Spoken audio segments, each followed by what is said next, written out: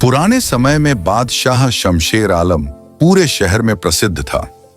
वह अपने न्याय और शक्ति के लिए जाना जाता था, लेकिन रात के अंधेरे में उसके महल की दीवारें एक गुप्त रहस्य छुपाए रखती थीं।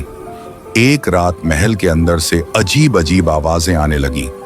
कमरे के बीचों बीच छुपे हुए दरवाजों से हल्की सी रोशनी झिलमिला रही थी।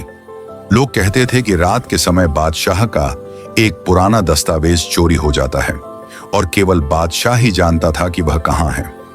बादशाह शमशेर आलम ने अपनी सेना को आदेश दिया कि इस रहस्य को सुरक्षित रखा जाए, लेकिन अचानक महल में एक अजनबी सैनिक आया, जिसका मकसद केवल यही था कि बादशाह का रहस्य उजागर करे।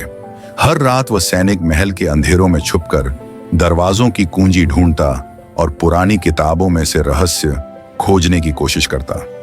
एक दिन उसने देखा कि बादशाह की आंखों में एक अजीब सी चमक है और वह एक दस्तावेज में ऐसे शब्द लिख रहा है जिन्हें कोई समझ नहीं सकता।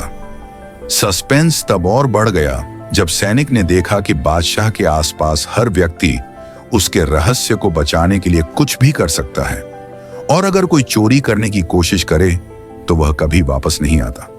आखिरकार सैनिक को समझ आया कि यह रहस्य केवल एक राजकुमार को ही पता हो सकता था, और वही राजकुमार असली वारिस था।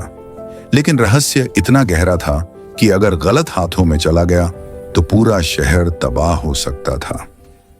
कहानी का सस्पेंस यहीं खत्म नहीं होता।